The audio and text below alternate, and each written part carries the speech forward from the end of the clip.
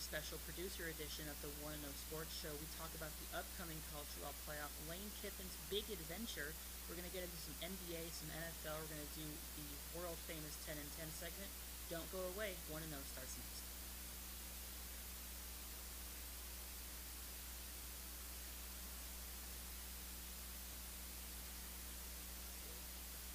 We're going to have an exciting show. We're going to talk about the NFL divisional round and what we expect from it. We talk about Texas's inconsistent start in Big 12 play for men's basketball. We'll finish with some talk about our women's basketball team. So we got a packed show today. I got to go the other way. You know, Texas A&M, they got a lot of identity issues. Are they an agricultural school? Are they military? Are they blue collar? Are they academics? They're all over the place. So now, I'm always a sucker for a one-handed catch. I have tiny hands. I need 3 of them just to catch a football. So this one-handed grab in the end zone, that's just super impressive in my eyes. That's going to be my play of the week. Mayo pour on college game day. Look at this. Just the guy just and the North Carolina, South Carolina game. He's just straight eating it, shirt off, rubbing it on his body. Hey, listen, the Cinderella story ends here, Texans. I'm sorry, man. The chariots turned back into the pumpkin. It struck midnight. Whatever you want to say. I think it ends here.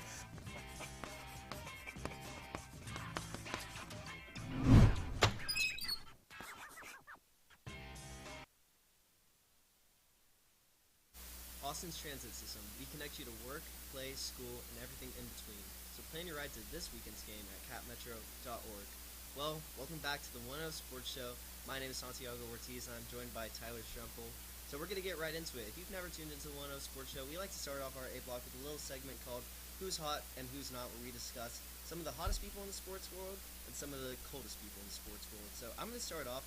I'm going to actually go with the Bears and Caleb Williams. You know, these guys, they're 9-1 in their last 10 games, and the running game has really been key for them. DeAndre Swift and Kyle Monungai have combined for 1,700 yards and 11 touchdowns between the two of them. And when you add in a new Ben Johnson playbook and Caleb Williams looking like a stud again, suddenly this team is atop the North for the first time since 2018. And additional stat, Caleb Williams, when he pulls up to the games wearing matcha and quarter zips, Tyler, he's actually 5-0. So matcha, quarter zips, wired headphones, performative male season. Caleb Williams is really doing the Bears some justice. Performing as a male. That's exactly what you want to do. And we got that little thing. That matcha's that core suburban dad right there. Not a big fan of matcha. I'll just throw that out there. I think it's gross. I don't like the taste of it at all. I don't like eating grass, but it's fine. I'm going to go with the Oklahoma State Thunder here. They are absolutely on a tear. They're 21-1 to start the season. And insane. It is insane what they're doing. The core is just getting better. They won the NBA Finals last year, and somehow they're improving. Shai Gilgeous-Alexander is on a tear. Has scored 20 points straight for 93 games or something. Everyone is firing on all cylinders, and it's weird because you look at the 2 finals teams from last year, and the Pacers without Halliburton are just garbage, unfortunately. But the Thunder are really making a case to be still the best team in the NBA. That young core, really lethal, and when you look at how young they are, it's hard not to think this can become a dynasty. Yeah, especially, we're going to talk about that a little bit more later, but yeah, they look really, really good. Alright, but moving on to who's not hot, I have to go with, I feel like this is a pretty obvious pick here. I'm going to go with J.J. McCarthy, our very own TSTV Sports Colin Flickinger. Kind of went off on Wednesday talking about this guy, but J.J. McCarthy unveiled his alter ego, 9, to the public, and ever since then, he's just been absolutely terrible, to keep it completely honest. And the NFL posted Matthew Stafford with this caption 9 over the weekend, and then he proceeded to have his worst game of the season. So that's how bad it's gotten. This alter ego is affecting everybody around the league. J.J. McCarthy, he's thrown 2 interceptions in 4 out of the only 6 games that he's played in. He's just really become, all-encompassing, just really bad. Not much else I need to say. Isn't an alter ego supposed to be something that is not normal? He wears 9 every time. It's just a bad alter ego. Yeah, and I feel like if you have a alter ego, you're supposed to kind of keep that to yourself, not really reveal it and showboat it to the public. Especially if you suck. That's just. Yeah. And also that first photo of him growling is the worst intimidation face I've ever seen in my entire life. Yeah, alright. I don't think I can beat that, but I'll go with one that's a little less personal here. I'm gonna go with the Indianapolis Colts. They started the season 7-1. They've gone 1-3. They're 8-4. After this loss to the Houston Texans, which I'm not biased at all. just the offensive line was not able to keep Daniel Jones protected, and what's worse here, and this was the key to the Colts winning the game, Jonathan Taylor was held to under 100 yards, no touchdowns. When the Colts don't have Taylor scoring a rushing touchdown, they won a game. And they're just not, whatever happened in the first 8 games is no longer happening. They're starting to see a backside, and I think everything regresses to the mean. Right now we're seeing the possibility that the Colts kind of had a fluke 8 games, regressing to now, like, we all thought they were going to be decent, but not amazing. I think we're seeing that happen all the time. Yeah, and I'm sure also one of the things to think about is Daniel Jones and that new offense. It takes kind of teams a while to get the film on how they're going to use them, how they've been scheming. Now these teams kind of know what they're doing. It seems like the Colts might have been figured out by the entire NFL. But all right, moving into our what's trending. Well, I think there's definitely one thing trending in the sports world, and it's Lane Kiffin. Over the weekend, college football soap opera of the century unveiled on Twitter.com as Lane Kiffin departed from Ole Miss after months of cryptic tweets and hours of holding Marty Smith hostage at the Ole Miss Manning Center. The head coach spent 6 years at the program, finishing the year with the best regular season in school history. But this exit comes right before Ole Miss was poised to host a first-round game in the college football playoff. So Tyler, what did you make of this exit, and was it the right move on Kiffin's part? Listen, there's a lot of conflicting things here, but I think we have to look at the facts here. You get a pay raise to go to a pretty, like, LSU is a more higher tier program than Ole Miss is historically. And it's hard to say no to something like that when you know you're a coach with the caliber to do so, especially when you're coming after Brian Kelly, who's done so well. I think that Lane Kiffin has kind of a reputation for being kind of a jerk, right? Is what I can say on that. But you look at what happened and how it seems like he was put into like a kind of hard place by both schools. LSU wanted him to sign immediately. Ole Miss didn't let him coach his team into the playoffs. So I don't think it is a bad thing to go for a job that pays you more at a higher tier school. I think that's the entire point of having a coaching career, is going to a place that values you or does that. The situation is just really terrible, but I don't think it is entirely Kiffin's fault. I think he did the right thing with what options he was given, but the whole Twitter thing and the whole drama that came out before that, that was the part that really got me. Yeah, I have to agree. I think if I were in his position, I would have also probably gone to LSU. I think that he did a lot for Ole Miss. He really took them from a program that you don't really think about in the SEC to a premier program that's always contending. But, yeah, I think just the way that he went about it, I have to agree with you. Like, sending all these weird tweets out, talking about, like, what should I do next in life, and just, I feel like he really did a disservice to Ole Miss's fans and their players by not sticking by them. And I think this is kind of a broader issue with just the overall schedule that there is in college football right now. But we have National Signing Day going on today with all the high school recruits, and the transfer portal is going to open this weekend. And you have coaches still trying to play in the playoffs. There's guys getting poached out, like the North Texas coach, where this team has a chance to make the playoffs, and he just left to go to Oklahoma State. But I really think the NCAA needs to come down and set very strict timelines for when the transfer portal should open and close, and when coaches are allowed to be talked to by other schools, so that we can kind of fix this entire issue. 100%, and none of that should happen until after the national championship. Yeah, I fully agree. Well, all right, on to the NBA, where, as we've already discussed, the defending champion Oklahoma City Thunder haven't really skipped a beat this year. They've started off with a mind-boggling 21-1 record. The team looks poised to win another title, but the NBA hasn't seen back-to-back winners since the 2018 Warriors. So, Tyler, do you think that the Thunder can go back-to-back? 100% I think they can go back-to-back. This is the most dangerous finals repeat team we've seen since that Warriors team. The core is not aging. They're a very young core. Holmgren's young. Gilgeous Alexander still young for basketball years. The really only old person kind of is and even then, he's only like 27, right? Yeah. Like old. But what they're doing is just insane, and it's not like they've had a cupcake schedule. They played some hard teams. I think the first game of the season against the Rockets was a great game. Great. It was a great game, but I feel good. I think my shame doing that was already known. It's on TSTV now, but they played difficult teams, and they're able to dominate on all facets of the ball, and it is really difficult to see them coming down from this anytime soon. Now, there is kind of a trend where the team that does really well at the beginning of the season doesn't always do well, but this is a team that I think they can sustain this for the rest of the season. I don't think there's a team in the NBA that even touches the Thunder in terms of what they're doing right now. And if it is, Detroit's number 2 in the NBA, and I don't think that they're gonna win the finals. I think they may get there possibly, but there's no one who who can currently touch the Thunder in terms of their possibilities in the floor. Yeah. No, I'm gonna have to agree with you again, Tyler. I think that this team looks really good. I mean, they've won for 14 games without even Jalen Williams being their second leading scorer. He was an All-Star last year, and this team is, you're right, this team is very young. They have such a strong core. I really like their defense. They have just great swarming defense. They have guys like Lou Dort out there who really make a big impact on the team. And, I mean, not to even mention, they own the Clippers pick this year, which is looking like it might be a top 3 pick in the NBA. And if it's a top 3 pick, the Thunder get to keep that pick and draft top 3, maybe coming off of back-to-back championships. So this is looking like a dynasty in the making, but honestly, for my Rockets, I hope it's not. And I hope the Thunder are just here for Props a to little phase. like Mark Daigneault, I think that's how you say it. I think The general that is it. manager of the Thunder is one of the best front office jobs and front office performances I've ever seen with the way they're going to I think that's he's the the- reason they'll be a dynasty. But yeah. He's the coach. Whatever Yeah. the general manager's name is, I don't. Yeah, know. I think it's Sam Presti. But anyways, Yes. moving on. All right, but kind of speaking of like a lack of parity in the NBA, we have seen a big influx of parity in the NFL, which is kind of unusual. We've seen the Patriots and Broncos for the first time. Like this might as well be 2015. These guys are in the top 3 seeds along with the Jacksonville Jaguars. I mean, pre-season, if you told me the Patriots, Jaguars, and Broncos were going to be the best 3 teams in the NFL in Week 14, I would have looked at you crazy. But here we are. And, you know, the Patriots and Broncos have both been kind of put on fraud watch. Like, let's be honest, they've been playing some pretty close games against some not great competition. But, you know, I kind of struggle to think that these teams are legit. But what do you think, Tyler? So there's a couple things to look at here. I think we can't discount what Drake May is doing specifically. I'll go on the Cavs first.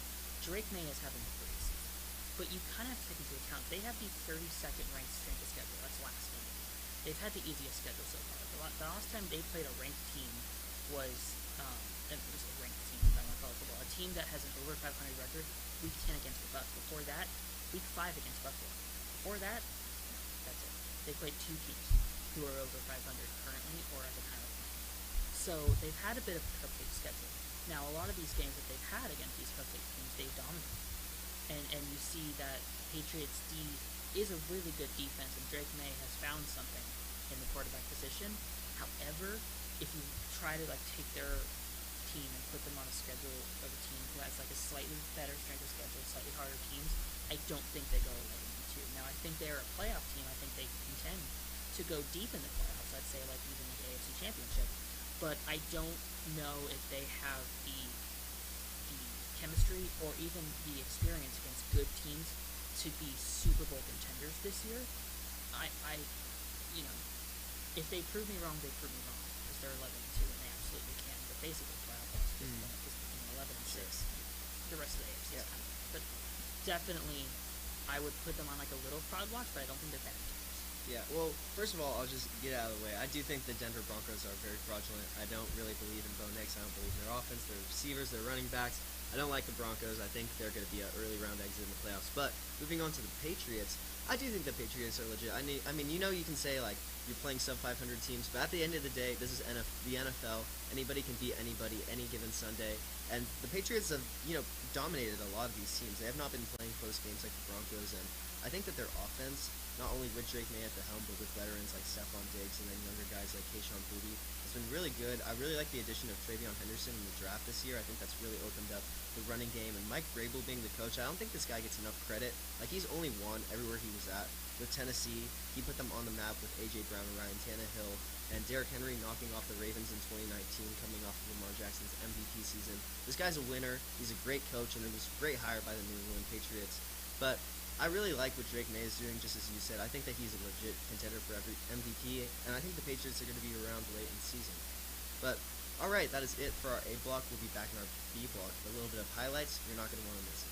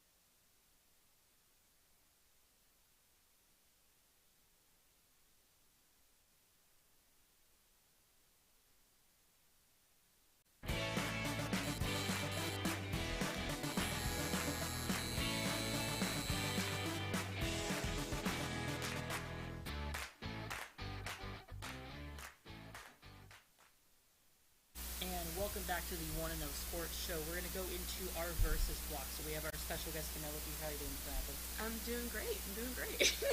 I can't remember how to say it. Penelope, for some reason, I just completely butchered that. So that's The lights are a little bright. biggest, early, right. biggest blooper of the week. Right, there you go. So our next segment, we go into some highlights. So we pick 5 clips each. We have Penelope here as the adjudicator. She's going to pick Judge. which one. Big words. Gotta use big words here. And she's going to pick between us. This is a kind of a competition. Whoever has the most highlights that Penelope thinks is better gets this trophy. Yay. That I bought at a Target There we go. last year for $14.99. And then after this, Colin Flickinger does get it as the winner of Tournament of Champions. But I had to steal it from him. on Right, I Wednesday. thought he took it home. No, I had to. It's Yeah. my trophy, but Yeah.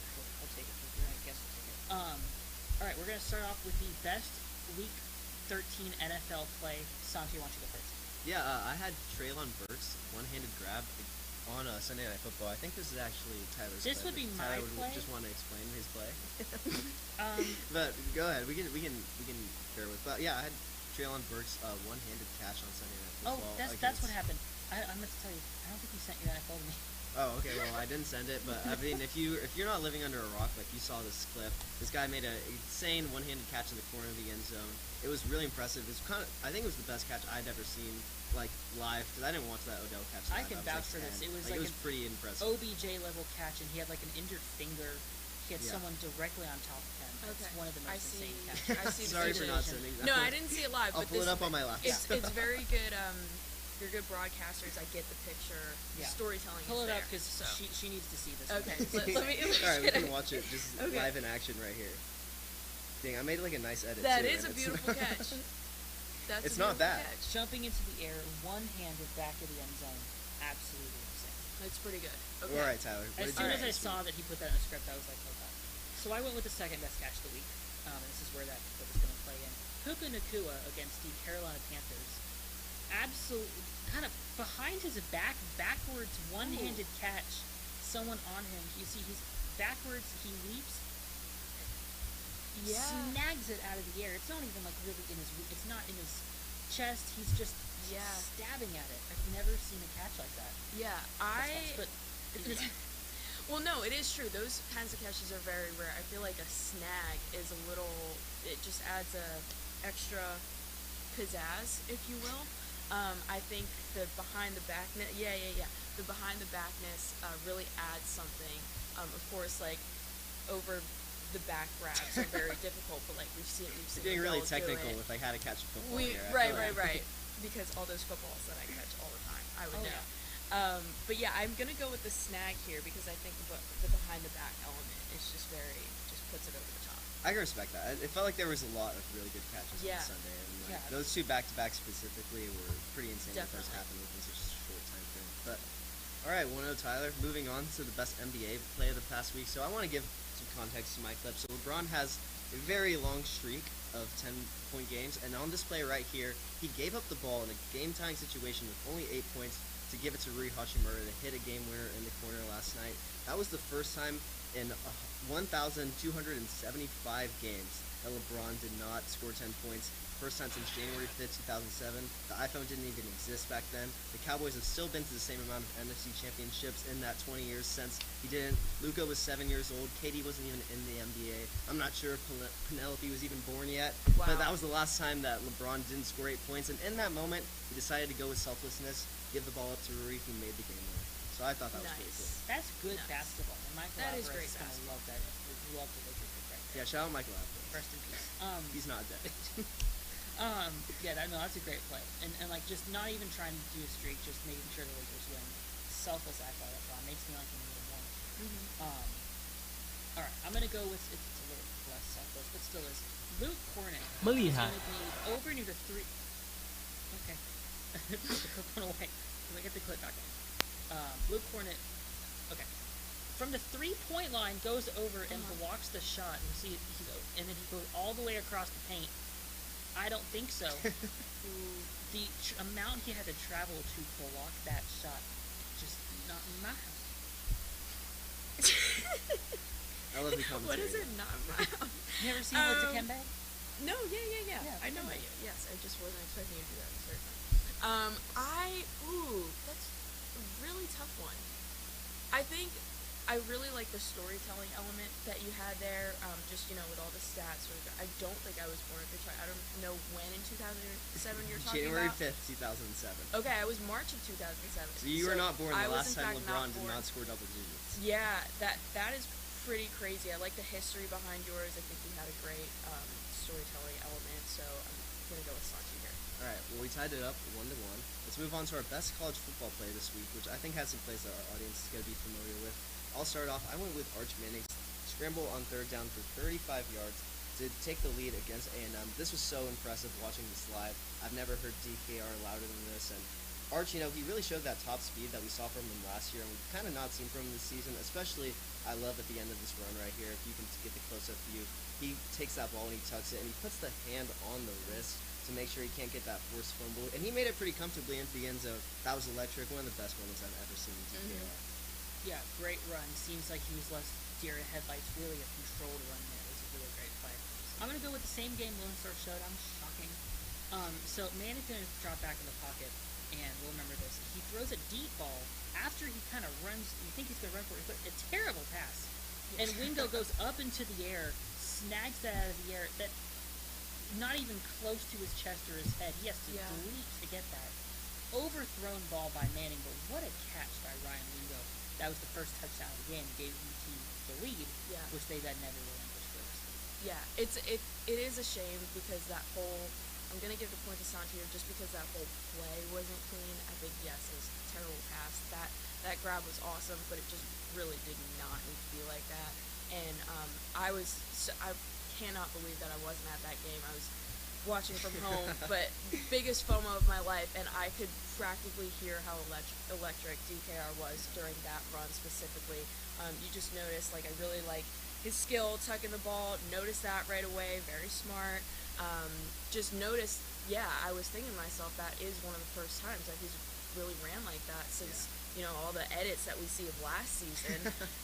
So I was wanting to see a little bit more of that all season, so I'm glad we finally got that moment to erupt DKR. That was just a great play. Yeah, I am too. I haven't been the biggest Arch fan this year, but he deserves all the credit that he's getting right now for how he's been playing recently. But all right, moving on to my favorite segment. This is formerly called the Will Levis segment. It's not anymore because it's kind of irrelevant these days, but let's go on to the worst umpire-ref mistake or biggest blooper. So for me this week, there's been a lot of people recently gambling on sports games, so I had Desmond Bain. In the clutch, it's 116 to 121, and Desmond Bain tips a rebound back into his own basket to give points to the Chicago Bulls. FBI, you need to investigate this man immediately. He is betting on his own games. He is point shaving. Arrest him now. How do you feel? There's no one in the NBA has done that. There's at least two guys that No, have dumb been enough arrested. to do it on accident. That was on purpose, absolutely. Okay, so I'm going to go with more of an umpire ref mistake. So we're going to go to Commanders Broncos.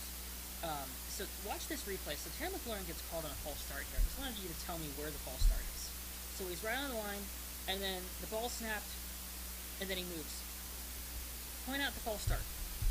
You can't. You can't, because there wasn't one. There was no false start. It's one of the worst false start illegal motion calls I've ever seen. Puts them back, ends up Broncos win by 1. That's pretty egregious. It's egregious on its own, and just the fashion in which they lost. That's pretty tough to beat. I'm gonna go with the Commanders here. Yeah, there was definitely some tough calls all around. There's also the offensive pass interference in the Iron Bowl that gave Alabama a first down, I think. And that was just a lot of really bad calls Flips the all game on around. its head. They need to start. I feel like the refs in all sports need to be held a little bit more accountable. Yeah, than they they're are. starting to control the outcome of the game. Yeah. So it kind of Yeah, especially with the gambling. But that's a whole nother topic for a whole nother day. Well, all right, we're tied 2-2, so it all comes down to number 5, which is the best miscellaneous sports play. So I went with kind of not really a play here, but I went with Brutus in the Ohio State-Michigan game, crossing out the M in the Michigan end zone. This is one of the coolest things I've ever seen a mascot do. It's a big tradition at Ohio State to cross out every M on campus, and the Ohio State up big in the fourth quarter. He not only crossed out the M, but he also went and drew the Ohio. He wrote out Ohio and then dotted the I on the Michigan field. I thought that was really cool. I feel like that's what college football is all about, seeing those unique things that you never see anywhere else. And I remember after that happened, they kicked it off and you could see the M crossed out, and it was so cool. So that was my miscellaneous highlight of it. Yeah. That was a great non-play. That was really, that's one of the coolest things. I hate Ohio State, but that's a cool thing. It doesn't. but for Brutus to do that, that's like a fun. I love when mascots get attention like that. That is really Yeah. cool. I'm gonna go. Shout out TJ Krylowitz here. I went to the NHL. So this is Washington Capitals versus San Jose Sharks, and he kind of look at this little behind the back doozy he does. This is a Protoss to Duheim. TJ, don't kill me. He goes like behind the back. It looks like it almost goes through the legs of the shark there, and then Duheim right through the goalkeeper for that goal. And to go behind through the legs of someone you cannot see behind you for the assist is one of the most insane. Before you make a decision, I just want to preface that, like, I feel like Tyler did not prepare himself for that clip, and he was not very knowledgeable, and I think he should get some points deducted for that. But just throwing that out there before we You explain. have a decision made.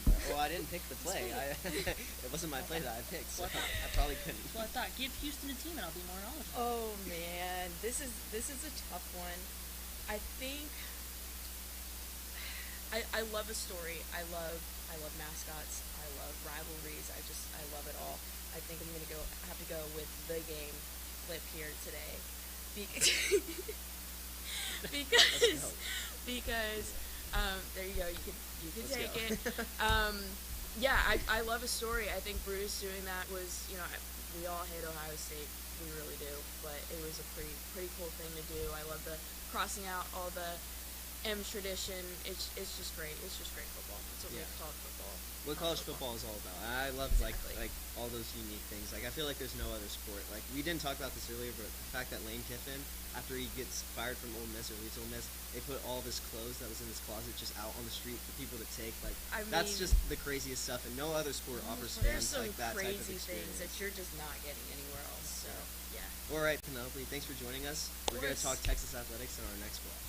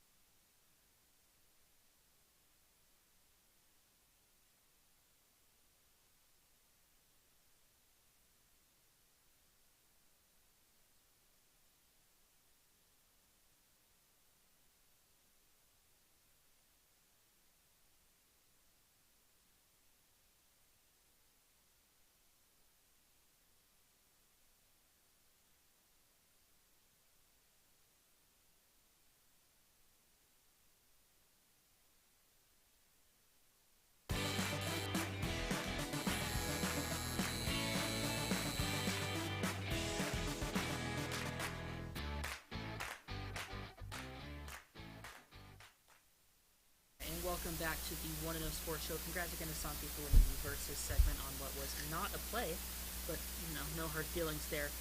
We're going to go into our third block, our Texas Athletics block. Just quickly talk about some things going on in Texas sports, and we're going to start with the elephant in the room.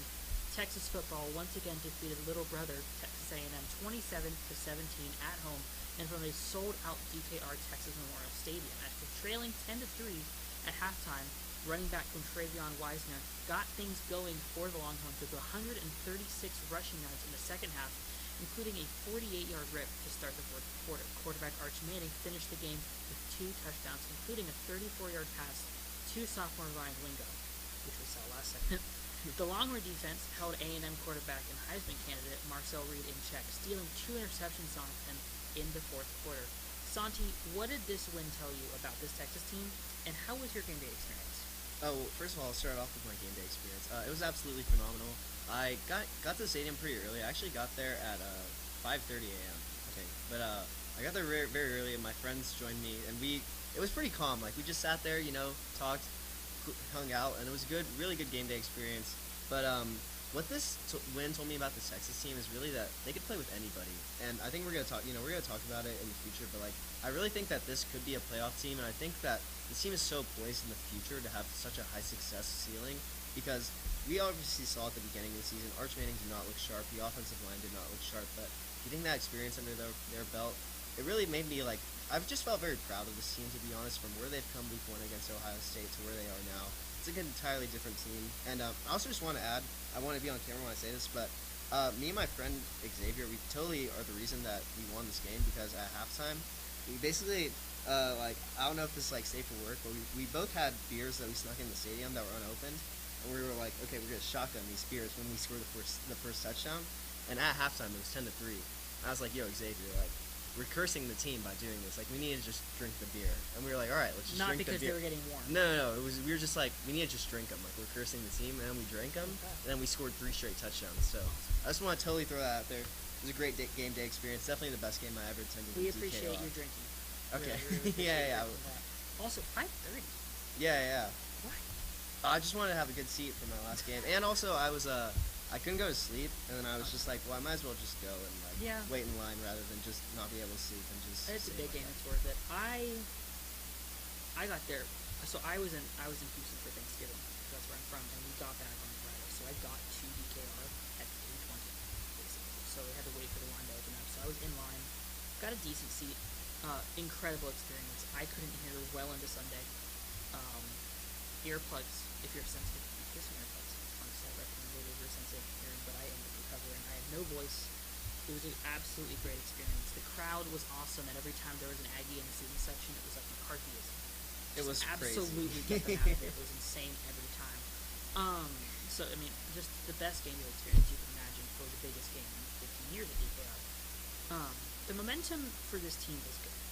What this tells me is that Texas is on the right track going into the postseason. They're ready to fight any team, and I think this is going to carry really well into next year. Obviously, this year wasn't their year, which 9-3 is not a record you can really sneeze at. It's a good record, especially in the SEC. Totally. I'll say I agree. Just needs more. Manning improving so much as we get into the postseason, from the beginning of the season Arch Manning to the end of the season Arch Manning, or concussion Arch Manning.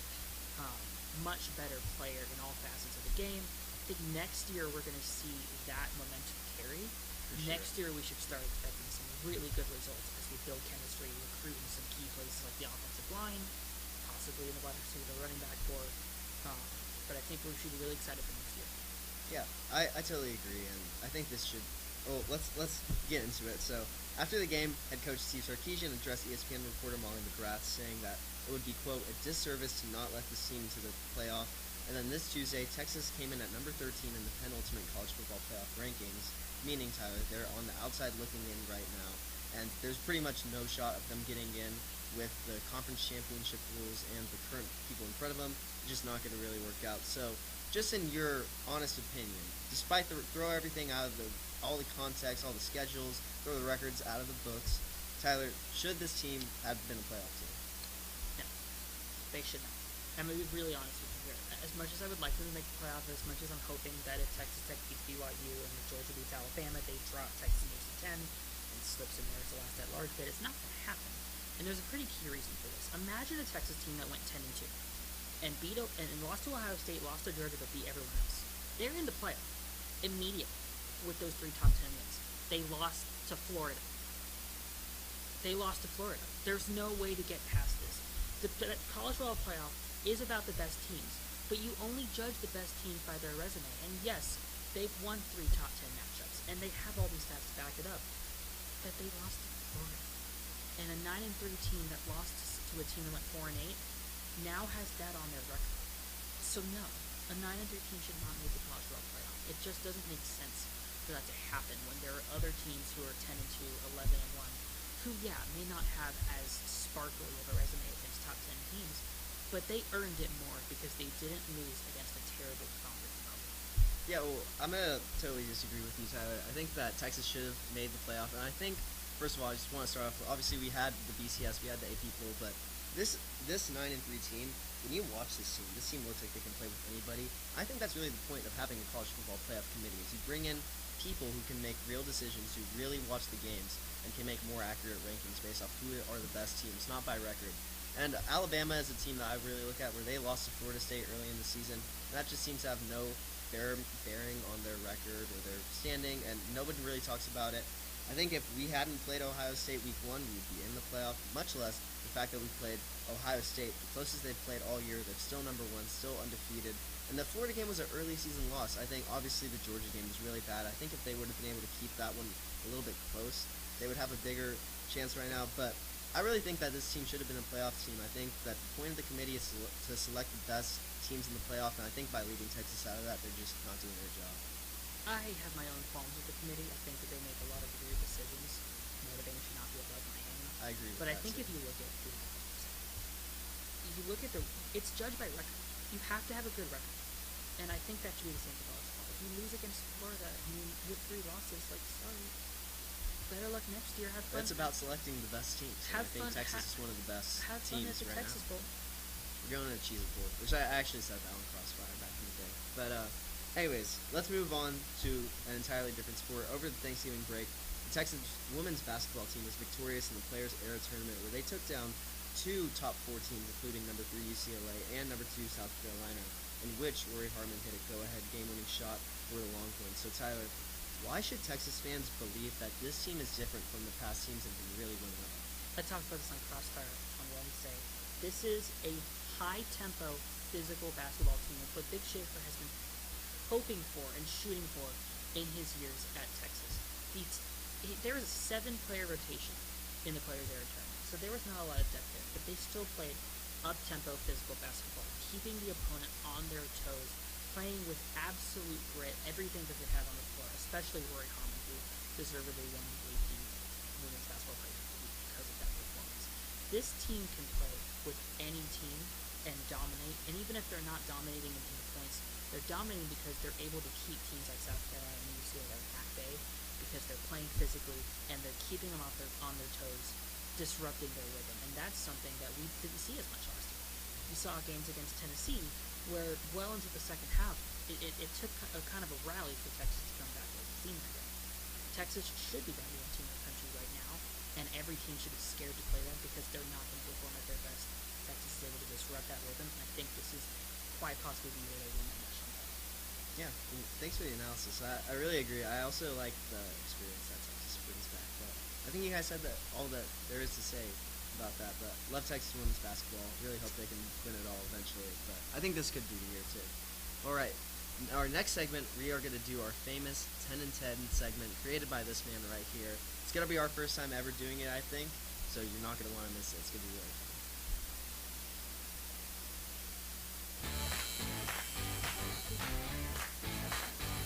It's on the screen.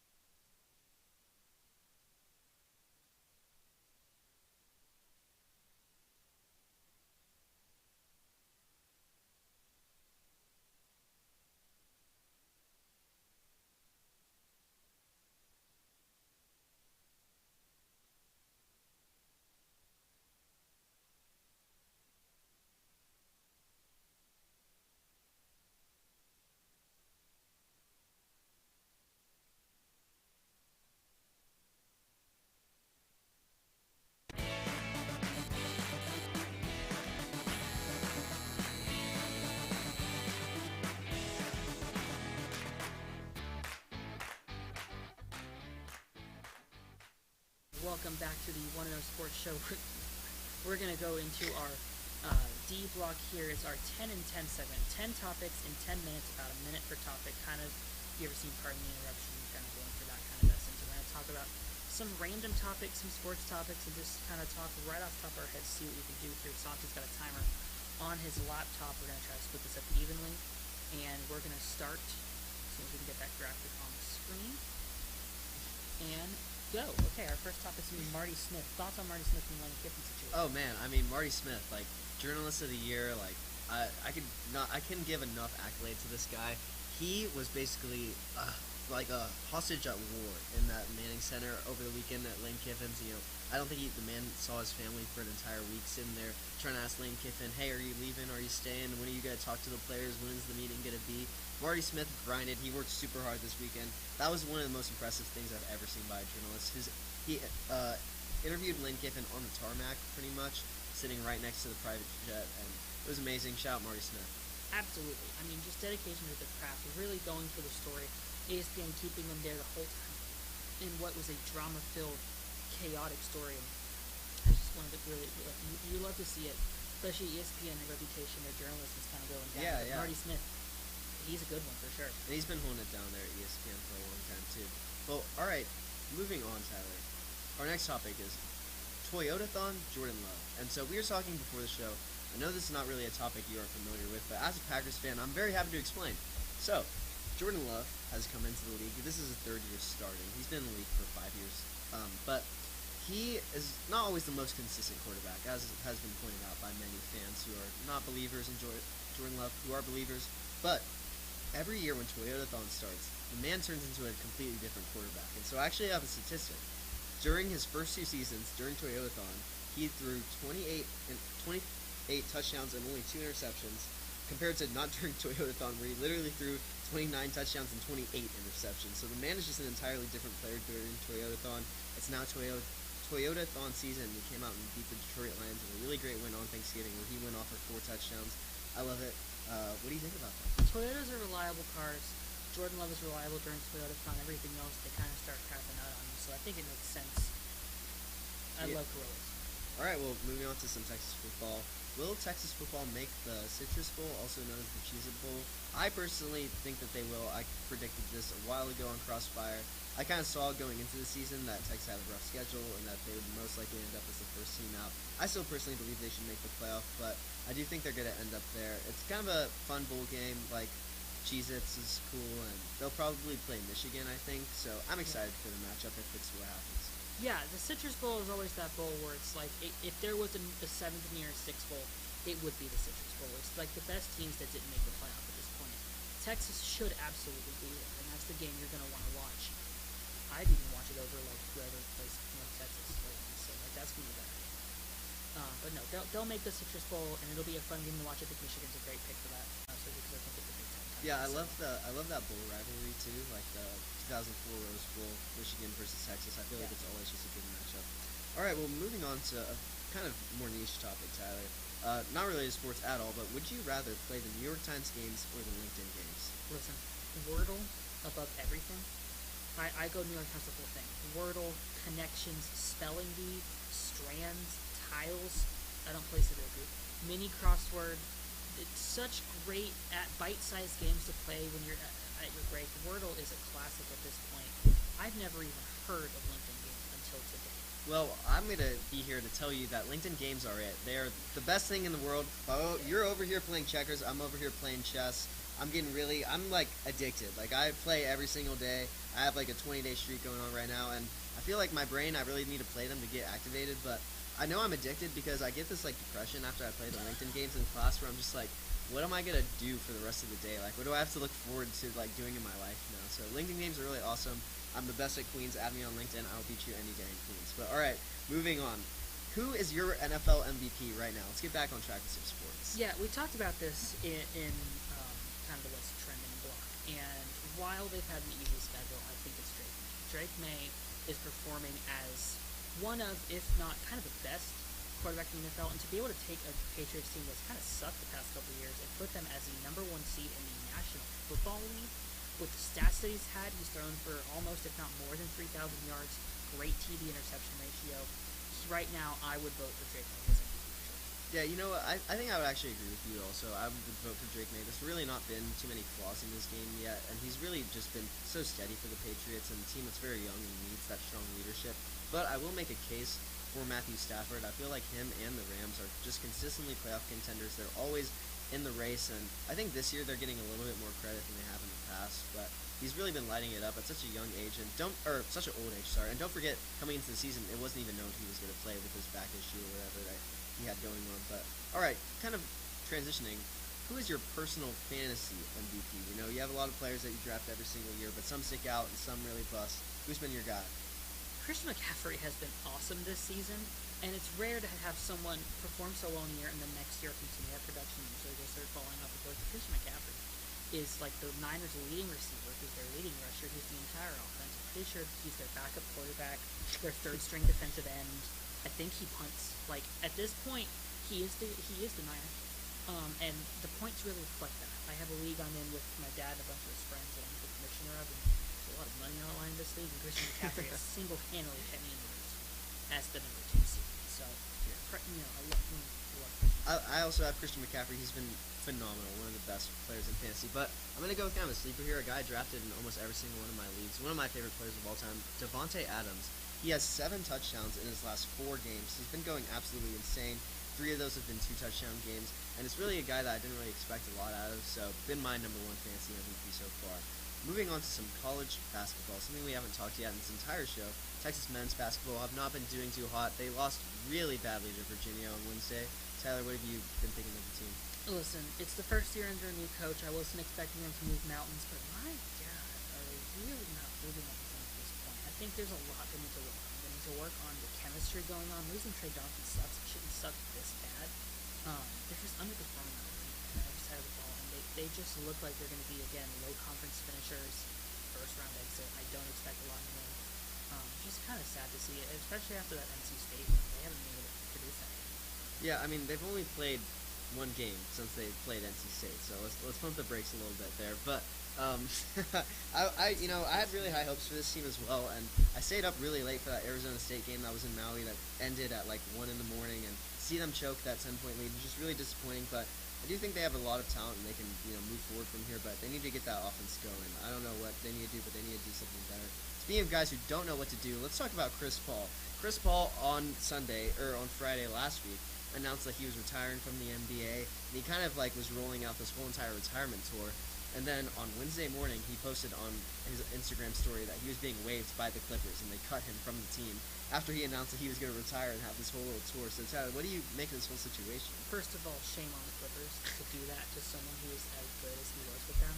One of the best players. I'd say one of the best players in the league. Yeah, I would say that too. Absolutely the point guard. Someone should absolutely give him a chance to compete as even like a veteran mentor to win. He needs to have that finish.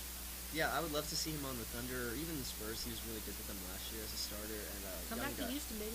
Yeah, I mean, I don't know about that. I don't think he really won. But I think it's unfortunate. I also saw that he didn't speak to his head coach Ty Lue for over 3 months, which I just think is insane. So it really sucks, but hopefully he can get on a team and have a proper retirement tour. But moving on, Tyler, a big topic around this time of year on Instagram is Spotify Wrapped. So who was on your Spotify Wrapped? What were you listening to this year? First of all, I use Apple Music. I also use Apple Music. Let's get that out of the way. Let's get out of the way there. Listen, this is a fun thing that I like to bond with some people about because I have a white girl taste in music. A lot of Taylor Swift on there. So much Taylor Swift on there. And people who are like Taylor Swift. I listen to her to pump me up. I just go like she'll be in my ear, and it's just like I feel a little better. So really that's about it. But then like besides her, just basically there's a bunch of country, there's some 70s rock, so much stuff. But a lot of stuff. Yeah, for me, like Kanye West is always going to be my number 1 listen to artist. I've never had in the 8 years of having streaming services, he's always been my number 1. But I had a lot of Clairo, I had a lot of Frank Ocean on there also. I was kind of disappointed in my Spotify Wrapped or whatever Apple Music Wrapped. It's very similar to mine last year, but hopefully I can find some new music and branch out. But I love music. All right, Tyler, this is a question that you came up with. What is the best Christmas gift that you've ever got? Yeah, there's a couple really good options here. I got years ago as a Christmas present. It was a packet of paper. And at first I was like, this is terrible. But it turns out it was a trip to Universal. Trip to Oh, Universal wow. Orlando for my 12th birthday. We're going to be there on my birthday. That's awesome. And I think to this day that's the best thing I ever got on Christmas. So many Talking about electronics and Christmas, stuff. Yeah, so definitely like the trip to Universal was one of the best. It's probably the best Christmas gift ever. Yeah, for me, like, this sounds pretty crazy, but well, not crazy, but when I was like 14, I think, or not 14, more like 11, I always really liked soda, but my parents didn't really have like soda in the household, so I asked my mom, she'd give me a 12-pack of Coke, and I got a 12-pack of Coke, and it was like the most memorable gift I've ever gotten. Like, I savored that Coke. I like was drinking it the entire Christmas break, and I always think of that every single year. I'm always like, man, like I don't think any gift will ever live up to the 12-pack of Coke that I got when I was I like, know what I'm getting in Santi sixth and grade. Secret Santa. All right, yeah. Now you know. All right, that was our 10 and 10. I think we did pretty good. You know, watching this every week, I think we held it down. I think we had the timing pretty good. I like the topics that we had. But all right, coming up, we'll have our e-blog, which is our final segment. We'll have a guest on to do some pick'ems, and you're not going to want to miss it.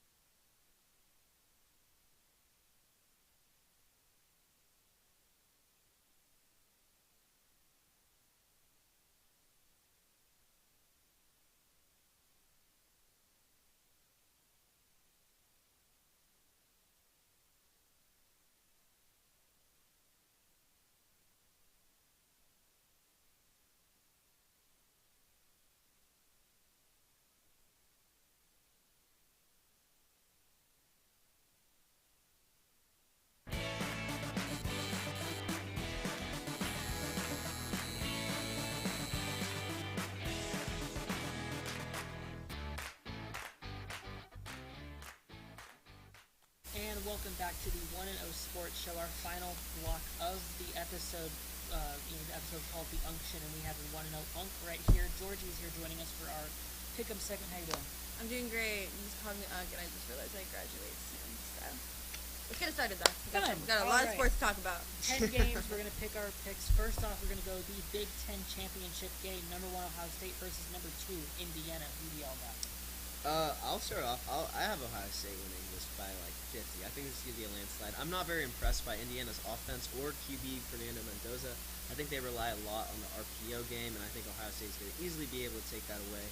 And, I think it's very telling that this is a 1 versus 2 matchup, which is not a common thing at all, and no one seems to care about this game. This game is not getting any hype. I realize that it doesn't really matter for either of these teams. They're probably still going to be they're fighting for a bye right now, but I'm not impressed by Indiana. I have Ohio State winning this one by a lot. I have the same exact one.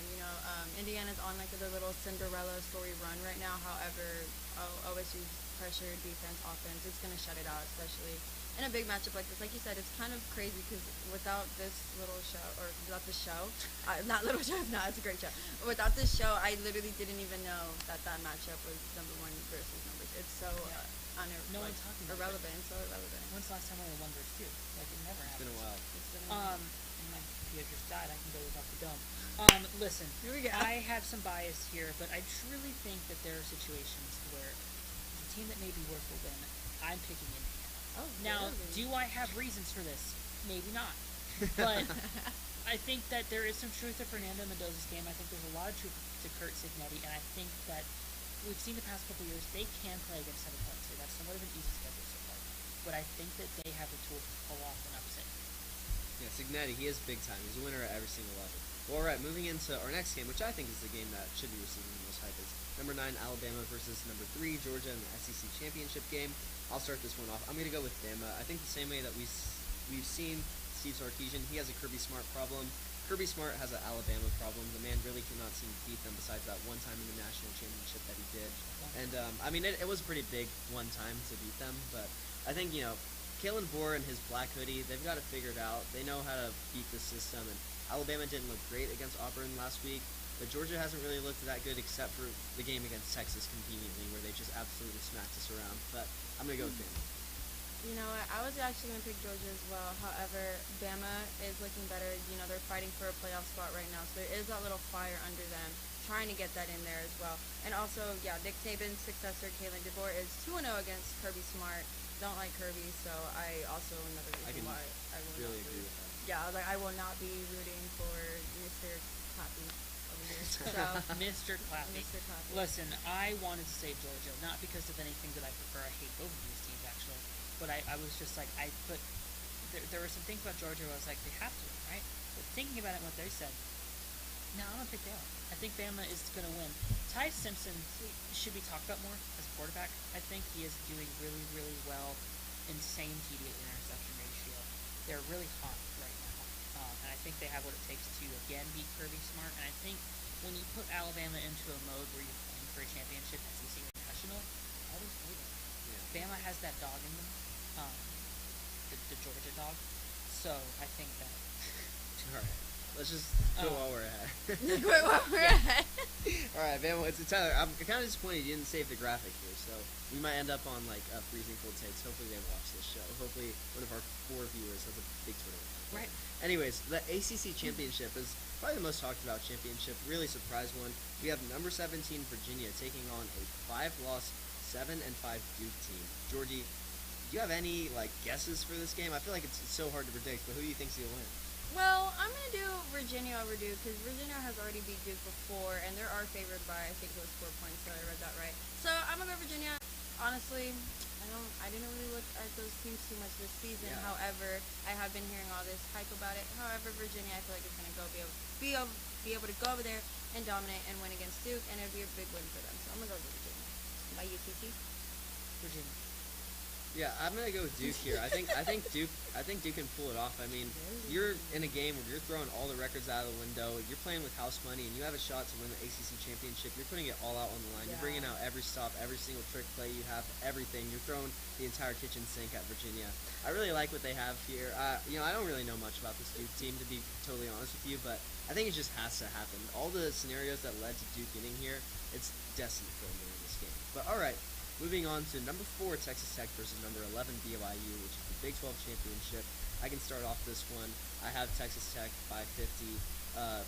They played BYU earlier in Lubbock, and it was kind of a beatdown there. I don't really foresee this being any different, especially in AT&T Stadium. Not very far from Lubbock. I'm sure a lot of Tech fans are going to make the journey to get over there and root for their team.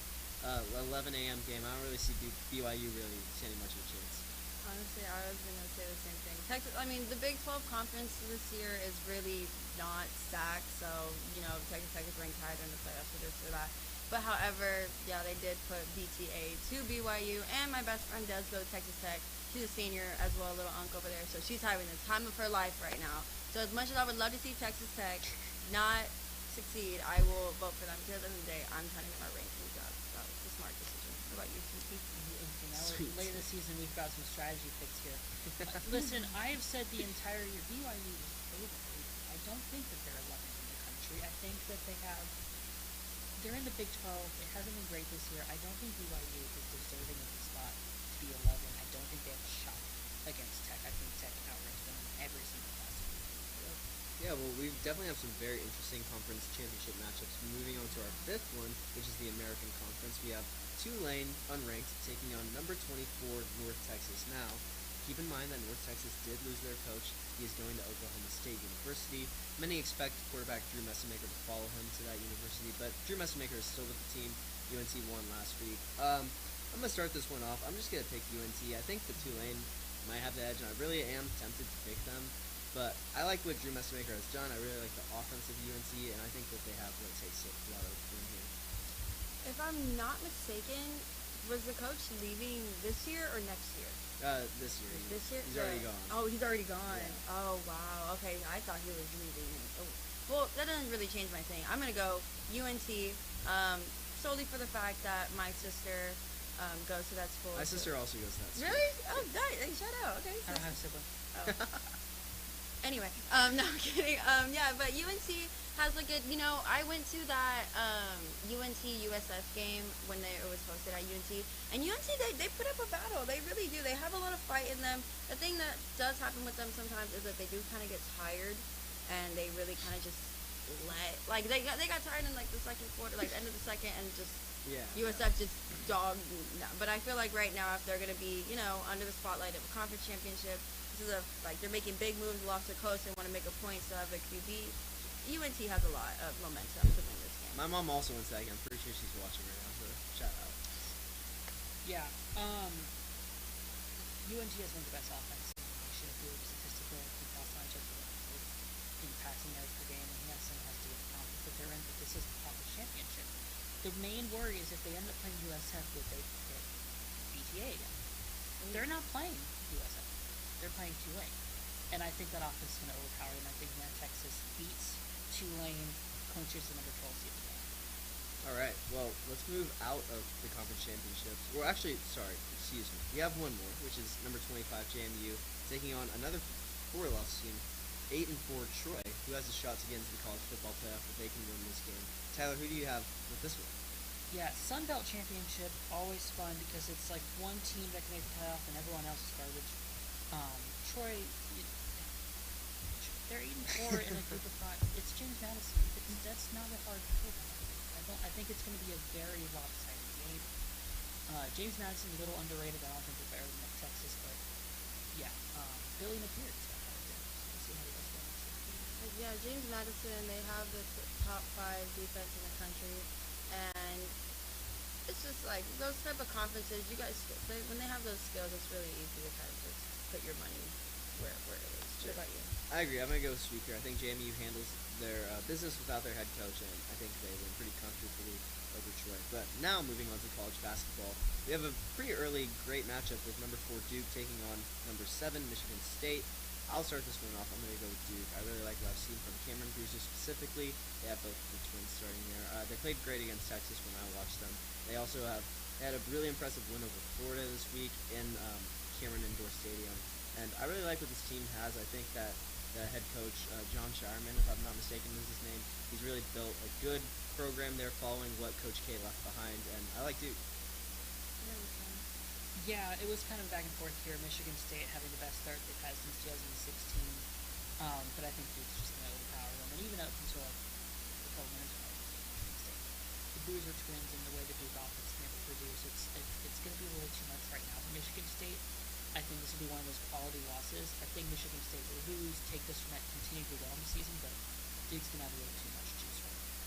You know, something about college teams, especially basketball, they can have a lot of juice, but they also can put those you fill them up with gas too much, where explosions are big. So I'm actually going to go with Michigan State because Duke has been on a run, but that run is going to have to stop. And you know, I just want to throw some odds out there and see maybe I'm right, maybe I'm wrong. So I'm going to go Michigan State. All right. Well, let's move on to the NFL. We only have 2 NFL games this week, but I think this is a pretty important one. Packers versus Bears. It's going to be in Chicago. This is a pretty big matchup for the first time since 2018. The Bears are at the top of the North.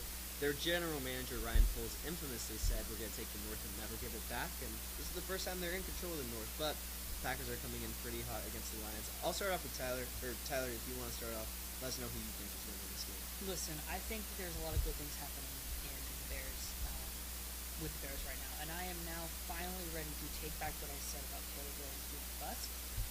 He's really When started did you to say prove that? himself years ago before I was in college. How's that? I didn't think he was going to be that good in the NFL. I was absolutely incorrect.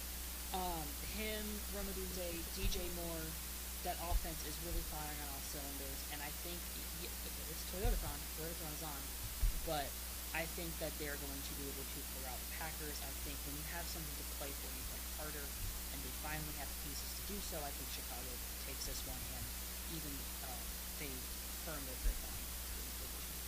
I'm going to go with Packers because my sister says, she's a Packers fan, she said if Packers win against this match, she'll buy me makeup. So, sorry to be all girl. But also, at the end of the day, Packers have been doing really good, even though they lost their tight end earlier this season with the ACL injury.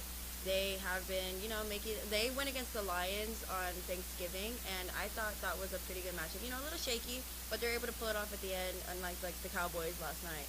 However, going against the Bears do have a lot of momentum.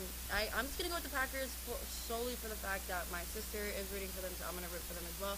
But this matchup really can go either way, so I'm really excited to tune in. Yeah. I just want to start off. I think it's absolutely ridiculous that Tyler ever said that Caleb Williams is a bust.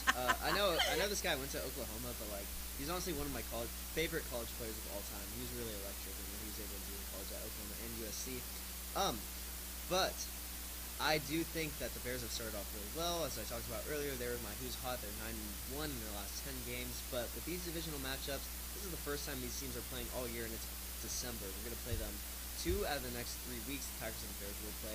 I think that the Packers bring the Bears down to earth and get a win in the Lambeau Field.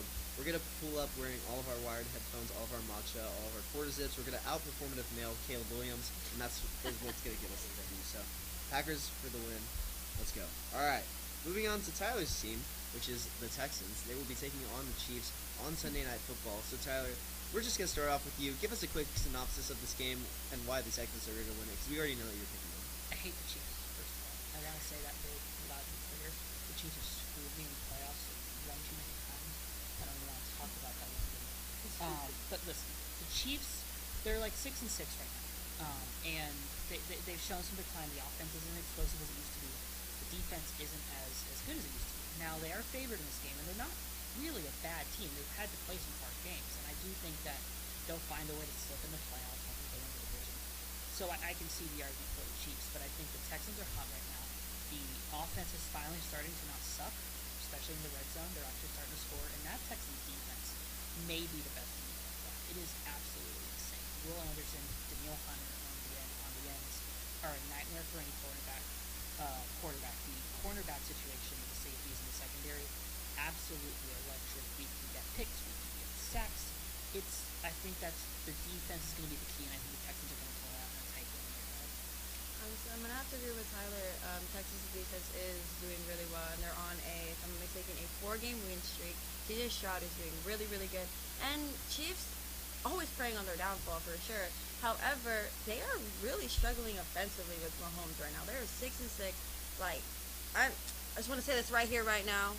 Travis Kelce was playing better before we got into that whole relationship. So I just want to say that now because he's really selling this Chiefs team too as well. Like these little mistakes, yes, he'll make a touchdown here and there and keep them in the game, but it's not doing good for them. So, I mean, Texans are bad, but Chiefs are worse, but Texans are doing better and Chiefs aren't. So, Texans all the way.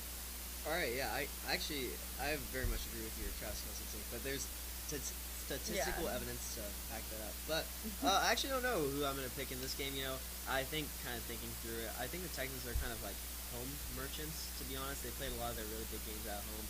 Going into Arrowhead, this is a really tough game, and the Chiefs have their backs against the wall. This is a championship team. We've seen what they've been able to do. They have that pedigree. This feels like a game that the Texans come up just short in, so I'm going to take the Chiefs, unfortunately. I'm sorry, Tyler. But it's true. Patrick Mahomes does end up, he just ends up switching his lever, and the whole team just changes up. So it really could go. They can always flip that switch. But I will never put down.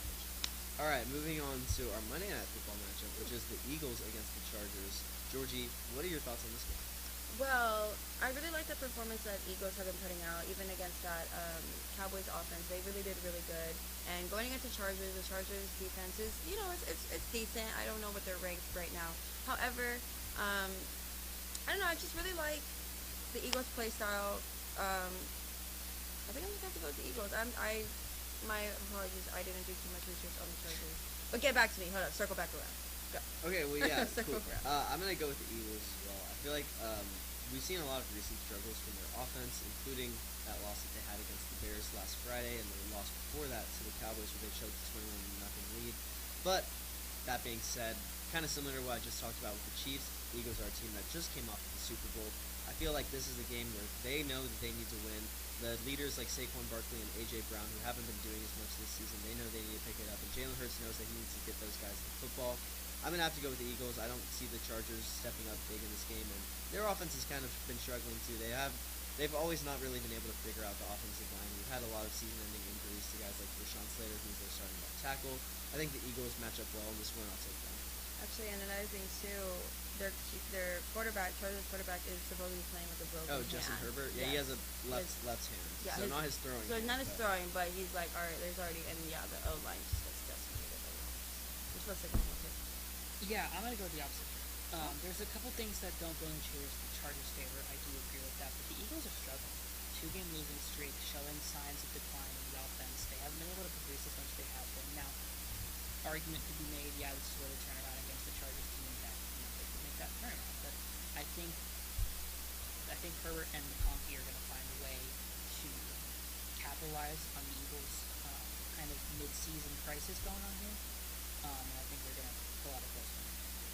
Yeah, well, all right. Well, we'll see how all of our picks match up, and then we'll come back in January with a Pick'em's ranking winner from the fall semester. But that's it for us on the 1-0 Sports Show. Thanks for joining us this entire semester. I know I've had a great time producing with Tyler, and we get to do it one more time for a whole nother semester next year. Tyler, you have any final thoughts for us, for the viewers? Yeah, it's been a really, really fun semester. I appreciate all the work everyone's put in. Everyone's been on air in the control room. Santi did an incredible job. Just excited to run it back next semester. Last semester, best semester, I guess. Yeah, we'll see how it goes. Well, thanks for joining us today, tomorrow, always, this entire semester. We hope you have a great Friday. We'll see you next year.